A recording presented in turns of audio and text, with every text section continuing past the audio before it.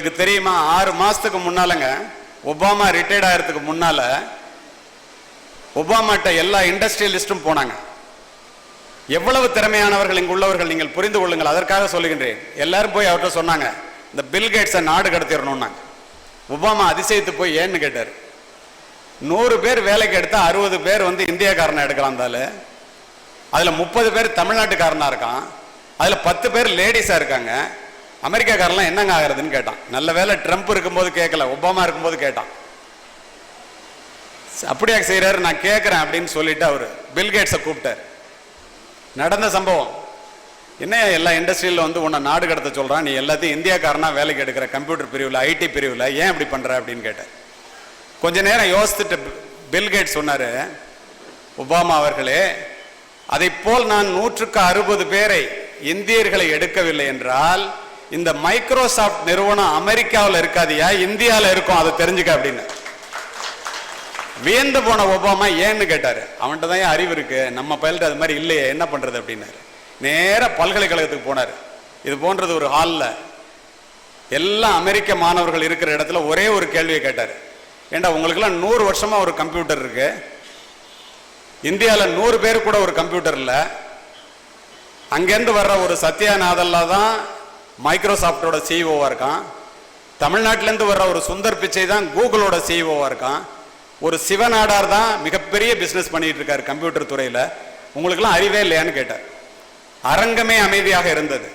இங்கு அமர்ந்திருக்கின்ற பெண்களைப் போல ஒரு பெண் ஆசிரியை மேடைக்கு சென்று, ஒபாமா அவர்களே அனுமதி கொடுத்தால் அதற்குரிய காரணத்தை நான் சொல்லுகின்றேன் என்றார். அனுமதி வழங்கப்பட்டது. இந்தியாவில் இருந்து சென்ற ஆசிரியை, தமிழகத்தில் இருந்து சென்ற ஆசிரியை என்ன சொன்னாங்க தெரியுமா? அமெரிக்காவிலே மாணவர்களுக்கு ஆசிரியர்களும் பெற்றோர்களும் கல்வியை மட்டும் சொல்லித் தருகிறீர்கள், எங்கள் தமிழகத்திலே பெற்றோர்களும் ஆசிரியர்களும் மாணவர்களுக்கு கல்வியோடு சேர்த்து ஒழுக்கத்தையும் உழைப்பையும் சொல்லித் தருகிறார்கள். அத்தனை பேர் ஒத்துக்கிட்டான். அமெரிக்கர்களே பார்த்து நம்மளை வந்து ஒழுக்கத்தை பார்த்து ஆச்சரியப்படுறப்ப நம்ம எங்க போயிட்டு இருக்கோம்? உங்களுக்கு தெரியுமா? நல்ல வேலை சங்கரன் கோயில் மாதிரி ஒரு ஊர்ல இருந்துட்டீங்க. சிட்டியினுடைய நிலைமை என்னன்னு காவல்துறை அதிகாரியாகவும் ஐஆர்எஸ் ஆபீசராகவும் இருக்கிற எங்களுக்கு தெரியும். ஒரு கணக்கெடுப்பு நடத்தினார்கள், பெற்றோர்கள் தெரிந்து கொள்ள வேண்டும் என்பதற்காக கூறுகின்றேன். செல்போன் வாங்கி கொடுக்காதீங்கன்னு சொன்னார். ஏன் சொன்னார்? 100% பேரிடம் கணக்கெடுப்பு நடத்தினார்கள். 67% ஆண்களும் 39% பெண்களும் ஆபாச படங்களை செல்போனிலே பார்க்கின்றார்கள், தங்களுக்குள் பரிமாறிக்கொள்ளுகிறார்கள் என்பதுதான் அதிர்ச்சி தருகின்ற உண்மை. ஃபேன் ஃபிக்ஷன் என்ற காமரசம் ததும்பும் இணையதளங்களை பார்த்த இந்திய மாணவர்கள், குறிப்பாக தமிழக மாணவர்களினுடைய எண்ணிக்கை 25 லட்சம். இதை நான் அவையிலே பதிவு செய்கின்றேன். பசி, உறக்கம், தாகம் போல காமம் என்பதும் ஒரு உணர்வு. அதை எந்த நேரத்திலே எப்படி உபயோகப்படுத்தப்பட வேண்டும் என்பதை ஆசிரியர்களும் பெற்றோர்களும் பிள்ளைகளுக்கு சொல்லித்தர வேண்டிய காலம் வந்துவிட்டதாகவே நினைக்கின்றேன். நீங்கள் சொல்லித்தரவில்லை என்றால் செல்போன்களும் இன்டர்நெட்டுகளும் டிவிக்களும் சினிமாக்களும் அவர்களை முறை தவறி வழிநடத்திவிடும். சின்னஞ்சிறுசுகளை இனந்தெரியாத உலகத்திற்கு அழைத்து செல்வதன் மூலம் கவர்ச்சியை கடைபிடித்து காசு பண்ணுகிறார்கள். 3 மாசத்துக்கு முன்னாடி சவுதி அரேபியாவுக்கு பேச போயிருந்தேங்க. ரியாத்தில் இந்திய தூதரகத்தில் பேசினேன். ஒரு பெண் எந்திரிச்சு என்கிட்ட கேட்டாங்க, 10வது வரைக்கும் தான் சார் இங்கே அரபு நாட்டில் படிக்க வைக்க முடியும், +1க்கு தமிழ்நாட்டுக்கு அனுப்பும்போது கோவிலுக்குள்ள கால் வைக்கிற மாதிரி புனிதமாக நினைச்சு கொண்டு வந்து பிள்ளைங்களை விடுவோம், இனிமே அனுப்பவே மாட்டோம் சார். அதிர்ந்து போனேன். ஏமான்னு கேட்டேன். என் பிள்ளை 1 மாசம் போய் இருந்துட்டு வந்து சார், அவன் பொய் சொல்றாமா அப்படின்னு சொல்றான். பொய் சொல்றத அவ்வளவு பெரிய தப்பா சொல்றான் அவன். அப்ப மற்றதெல்லாம் பார்த்துட்டு போய் சொன்னானா உங்க பிள்ளைங்களை படிக்க வைப்பாங்களாங்க? எல்லோரும் தெரிந்து கொள்ளுங்கள், ஜப்பான், சைனா, சவுதி அரேபியா போன்ற நாடுகளிலேயே நீங்க செல்போன் எடுத்துட்டு பிசினஸ்க்காக போறீங்க, எல்லாம் டெக்ஸ்டைல் பிசினஸ் இருக்கீங்க, ஒரு ஆப்ஸ் கூட வேலை செய்யாது. இந்தியாவில் வந்து இறங்குனீங்கன்னா எல்லாம் திறந்துடும். அப்படின்னா பிள்ளைங்களை பாதுகாக்க வேண்டிய பொறுப்பு நமக்குத்தானே அதிகமாக இருக்கிறது. எதற்காக இதையெல்லாம் சொல்லுகின்றேன்? நினைத்து பாருங்கள். ஒரு சொடுக்கிலே திரையிலே வந்து விழுகின்ற ஆபாச படங்கள் என்ற வெள்ளம் அமைதியான தமிழ்நாட்டு குழந்தைகளினுடைய பண்பு நலன்களை அடித்து செல்லுகிறது என்பதை பெற்றோர்கள் தெரிந்து கொள்ளும். ஆண்ட்ராய்டு ஃபோன் கேட்குறான்னு உடனே வாங்கி கொடுக்குறீங்களே, ஆண்ட்ராய்டுனா என்னன்னு உங்களை எத்தனை பேருக்கு தெரியும்?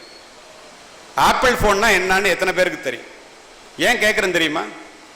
கல்லூரிகளில் போய் நான் பெற்றோர்கள் இருக்கிற இடத்துல உரையாற்ற போகும்போது இந்த ஃபோனை பற்றி பேசினா பெற்றோர்கள்லாம் அப்படியே உட்காந்துருப்பாங்க. பின்னாடி பிள்ளைங்கள்லாம் பயங்கரமாக சிரிக்கும். என்ன காரணம்னு நினைக்கிறீங்க? பெற்றோர்களுக்கு தெரியாது. 100க்கு 51% பேர் செமி லிட்ரேட்ஸ் இந்தியாவில். 81% பேர் நம்ம செல்போன் யூஸ் பண்றோம். ஆனா அந்த யூஸ் பண்ற செல்போனை பிள்ளைங்களுக்கு வாங்கி கொடுக்கும்போது ஆண்ட்ராய்டு அப்படின்னா ஒரு கனெக்டிவிட்டி லிங்க், செல்போனையும் மனிதனையும் இணைக்கிறது. iOSங்கிறது ஆப்பிள் போன்ல கனெக்டிவிட்டி லிங்க். பெரியவர்களும் தெரிந்து கொள்ளுங்கள், காவல்துறை அதிகாரியாக குறிப்பிடுகின்றேன். ஆப்பிள் போன்ல ஹேக்கர்ஸ் இன்ட்ரூடர்ஸ் போய் அதை ஹேக் பண்றது கஷ்டம். ஆண்ட்ராய்டு போன்ல யார் வேணாலும் ஹேக் பண்ணலாம். 2G 3G 4G படிச்சோமே, அதை நம்ம எதுக்காக பார்த்து வேந்தோங்கிறது வேற கதை. ஆனா என்ன தெரியுமா, உங்களுக்கு புரியுற மாதிரி சொல்லணும்னா, 2Gனா பைப்பை திறந்தா தண்ணி வர்ற மாதிரி, 3Gனா வயல்ல பம்பு செட்ல மோட்டர் போடுற மாதிரி, 4Gனா நயாகரா நீர்வீழ்ச்சி மாதிரி எல்லாம் கொட்டும். It is an internet jungle. நல்லதும் இருக்கும், கெட்டது இருக்கும், விஷ செடியும் இருக்கும், மூலிகை செடியும் இருக்கும். எதை பார்க்கறதுங்கிறது பிள்ளைங்களுக்கு தெரியுமா? 15 வயசுல. பெரியவர்களாகிய நமக்கு 35 வயதிலே தெரிந்தது அவர்களுக்கு 15 வயதிலே தெரியும். மெச்சூரிட்டி வர்றதுக்குள்ள நாலேஜ் வந்துருது. என்ன செய்யறதுன்னு தெரியாம இந்த இளைய சமுதாயம் தவிக்கின்றது. நண்பர்களே, சொல்லித்தர வேண்டியது யார்? இது மாதிரி எல்லாம் பண்ணாதீங்க, இந்த பிள்ளைங்க எல்லாம் கெட்டு போகுது, மற்ற நாடு மாதிரி இதெல்லாம் தடுத்துருங்க அப்படின்னு பார்லிமெண்ட்டுக்கு சுப்ரீம் கோர்ட் சொன்னுச்சு. ஆனா நம்ம ஆளுங்க என்ன பதில் சொன்னாங்க தெரியுமா? பகிரங்கமாக இதனை சொல்லுகின்றேன், இது சுதந்திர நாடு, இதை இயக்கிறவங்களாம் வெளிநாட்டில் இருந்துட்டு இயக்கிறான், எங்களால ஒன்றும் பண்ண முடியாது. இப்பதான் அதுக்குரிய முயற்சிகள் நடக்கின்றது. அப்படின்னா செல்போனை வாங்கி கொடுக்குற அம்மா அப்பா செல்போனை மட்டும் வாங்கி கொடுத்துட்டு என் பிள்ளை தப்பு பண்ணாதுன்னு நீங்க நினைச்சீங்கன்னா, மவுண்ட் ரோட்ல நடைப்பழக கற்றுக்கொள்ளுகின்ற ஒரு குழந்தையை விட்டு அடுத்த பக்கம் பத்திரமாக போய்விடும் என்று நீங்கள் எதிர்பார்த்தால் எப்படிப்பட்ட முட்டாள்தனமோ அதை விட பெரிய முட்டாள்தனம் என்பதை மனதிலே பதிய வைத்து, நேரிலே பேசுவதற்கு சங்கோஜப்படுகின்ற எதையும் செல்போனிலே பகிர்ந்து கொள்ளாதீர்கள். 2 கண்கள் மட்டும்தான் பார்க்கிறது என்று நீங்கள் நினைத்து செய்கின்ற அத்துணையும் அதற்கு பின்னால், கம்ப்யூட்டருக்கு பின்னால, செல்போனுக்கு பின்னால இந்த உலகமே பார்க்க முடியும் என்பதை தெரிந்து கொள்ளுங்கள். நிஜ உலக ஆபத்திலிருந்து உங்களுடைய பிள்ளைகளை காப்பாற்றுவதற்காக எத்துணை செய்கின்றீர்கள். பிள்ளையை பெற்று வளர்த்தெடுத்து விரல் பிடித்து நடைபழக்கி பூச்சூடி தலைவாரி படிக்க வைத்து முதுகெலும்புடைய பாடுபட்டு முழு வயிறு காணாமல் வளர்த்து அந்த பிள்ளைகளை பத்திரமாக பார்க்க வேண்டியது யாருடைய பொறுப்பு? செல்போனை நீங்க வாங்கி கொடுத்தா நாட்டுக்கு பொறுப்பு இல்லைன்னா யார் பார்த்துக்கணும்? நம்ம தானே பார்த்துக்கணும். நீங்க செல்போன்ல அனுப்புற மெசேஜ், நீங்க செல்போன்ல அனுப்புற போட்டோ எல்லாத்தையும் காவல்துறை அதிகாரியாகிய நாங்கள் பார்க்க வேண்டும் என்றால் ஒரே ஒரு அனுமதி வாங்கிட்டா பார்க்க முடியும். சந்தேகமா இருந்தா ராஜேந்திரன் கேட்டுங்க. நீங்க அப்படியே டெலிட் பண்ணிட்டு பூனை கண்ணை மூடிட்டா உலகம் இருண்டு போச்சுன்னு நினைச்சீங்கன்னா ஆப்டவுனுக்கு அஷ்டமத்துல சனி, மாட்டாத வரைக்கும் பிரச்சனை இல்லை. அப்படின்னா அந்த பிள்ளைங்களுக்கு தெரியுமா? அது வினுப்பிரியான ஒரு பொண்ணு சேலத்துல ஏன் தற்கொலை பண்ணிடுச்சுன்னு எத்தனை பேருக்கு தெரியும்? அது தலையை போட்டோவை மட்டும் அது ஃபேஸ்புக்கில் வச்சிருந்துச்சு. அதை எடுத்து ஒருத்தன் உடம்ப சேர்த்து மார்பிங் பண்ணி போட்டான். உலகத்துல எல்லார்ட்டையும் என் உடம்பு இல்லைன்னு சொன்னிச்சு, எவனும் நம்பல. பெற்ற தாய்க்கும் தந்தைக்கும் படிக்காதவர்களாக இருந்ததால் அவர்களும் நம்பவில்லை. அன்று இரவே தூக்குப்பிடிச்சு. தவறு யாருடையது? சமூகத்தினுடைய குற்றம் அல்லவா? பெற்றோர்களினுடைய குற்றம் அல்லவா? இந்த மாதிரி மார்பிங்னு ஒண்ணு இருக்கு, நம்ம பொண்ணு தப்பு செய்யாது, வேற எந்த உடம்பையே சேர்த்து போட்டிருக்கான்னு உங்களுக்கு தெரியல, நீங்க சொன்ன அந்த பொண்ணு தற்கொலை பண்ணிடுச்சு, அம்மா அப்பா தானே காரணமாயிருங்க. எதுக்கு செல்போனை வாங்கி தரீங்க? பேசுறதுக்காக 2000 ரூபாயில போன் இருக்கு, அதை வாங்கி கொடுங்க. அமெரிக்காவில் ஒரு கார் நிறுவனம் 70 லட்சம் ரூபாய்க்கு 6 மாசத்துக்கு முன்னாடி கார் தயாரிச்சாங்க. எல்லாம் கம்ப்யூட்டரைஸ்டு. வெள்ளோட்டம் பார்க்கறதுக்காக காரை எடுத்துட்டு போறான். நடந்தது நான் சொல்றதெல்லாம். பின்னால கார்ல இருந்து ஒருத்தன் பேசுறான், உன் கார்ல இருக்கிற கண்ட்ரோல் என்கிட்ட இருக்குடான்னு. அவன் மிரண்டு போயிட்டான். ஏய் சும்மா சொல்றியாண்ணா? இல்லை நீ ஓட்டி பாருங்கிறான். திருப்புறான், ஸ்டேரிங் திரும்பல, பிரேக் அழுப்புறான், வண்டி நிக்கல. என்னை காப்பாத்துறாங்கிறான். அவன் நிறுத்துறான் இவன் காரை. அவனை $1 மில்லியன் கொடுத்து அவன்கிட்ட கம்பெனிக்கு வேலைக்கு வச்சுட்டான். வேற வழி இல்லை. எப்பரா திருடுனா அது திருடாம இருக்கிறதுக்கு என்ன பண்ணணும்னு எங்களுக்கு சொல்லிக் கொடு. அதையே செய்ய முடியுதுன்னா நீங்க பேசுறது, நீங்க அனுப்புற போட்டோ தயவு செய்து செல்போன் வாங்கணும்னா ஒரு ஐடென்டிட்டி கேட்கும், இமெயில் ஐடி கேட்கும். இமெயில் ஐடி போட்டோன்னா அக்ரி டிஸ்அக்ரின்னு வரும். யாராவது அந்த அக்ரிமெண்ட்டை என்னன்னு படிச்சுட்டு தொட்டிருக்கீங்களா? ஒருத்தர் கை தூங்க. ஒருத்தர் கூட படிச்சிருக்க மாட்டீங்க, எனக்கு தெரியும். சொன்னா என்னன்னு கேட்பேன். டிஸ்அக்ரியை தொட்டா திறக்காது, அக்ரியை தொட்டா எல்லாம் திறக்கும், உலகமே தெரியும். அதுல என்ன இருக்கும் தெரியுமா? இந்த கூகுள் நிறுவனம் நீங்கள் அனுப்புற செய்தி, நீங்க பேசுற பேச்சு, நீங்க அனுப்புற போட்டோ எல்லாம் ஹிஸ்டரிக்கு வந்து குக்கீஸ்ல வந்து ஸ்டோர் ஆகும். யாராவது எடுத்து அதை தவறா உபயோகப்படுத்தினா அவங்க மேல நடவடிக்கை எடுக்க முடியாது. அதுக்கு தான் நீங்க அக்ரிமெண்ட் கையெழுத்து போடுறீங்க. சுந்தர் பிச்சை சொன்னார், தமிழ்நாட்டில் புத்திசாலி 10% பேராவது படிப்பாங்கன்னு சமீபத்தில் லண்டன்ல நடந்த மீட்டிங்ல. அங்க இருக்கிறவங்க சொன்னா ஒருத்தனும் படிக்க மாட்டான்னு.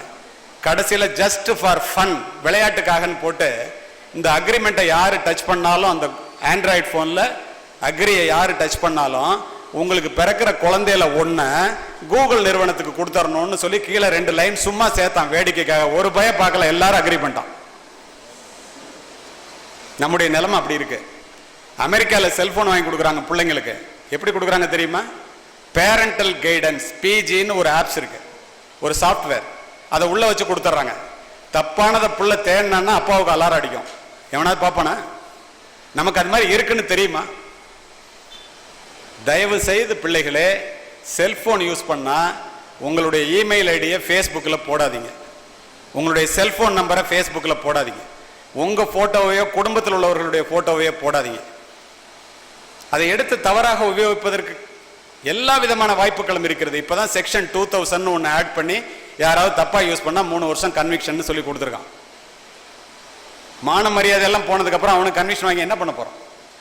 உங்களை நீங்கள் காப்பாற்றிக் கொள்வதாக இருந்தால், ஒழுக்கமுடன் பிள்ளைகள் வளர வேண்டும் என்றால் செல்போனை நல்லதுக்கு மட்டும் பயன்படுத்துங்க. நிறைய நல்ல காரியங்களுக்கு பயன்படுத்த முடியும். யூட்டிலிட்டி ஆப்ஸ் இருக்கு. இங்க இருந்து நீங்க உலகத்துல எந்த நாட்டில் வேணாலும் ஒரு மருத்துவரை கேட்டுங்க ஆபரேஷன் பண்ண முடியும். தனித்தனியாக இருக்கின்றவர்களை குழுக்களாக இணைக்கிறது. எவ்வளவோ நல்ல கருத்துக்கள் இதில் இருக்கின்றன. நல்ல விஷயங்களை தெரிஞ்சுக்க முடியுது. இப்ப சமீபத்தில் நடந்துச்சு ஜல்லிக்கட்டு போராட்டம், எதனால் நடந்துச்சு? செல்போன் தானே. நல்லவற்றிற்கு பயன்படுவதற்கு வாய்ப்புகள் இருக்கும் போது அதை 19% பேர் தாங்க யூட்டிலிட்டி ஆப்ஸை பயன்படுத்துறான். 81% பேர் தப்பா தான் யூஸ் பண்றோம். இதை தெரிந்து கொள்ள வேண்டியது பெற்றோர்களே. இறுதியாக வெற்றி வெற்றின்னு சொல்றமே, அது என்ன? வெற்றி பெறுவோம் என்று முழுமையாக நம்புகிறவர்களுக்கு வெற்றி வந்தே தீரும். Your merits are judged only by the results you have produced, not by the efforts you have taken. ஓடுகின்ற குதிரையிலே ஜெயிக்கின்ற குதிரையை பற்றி மட்டுமே பேசுகின்ற உலகம் இது.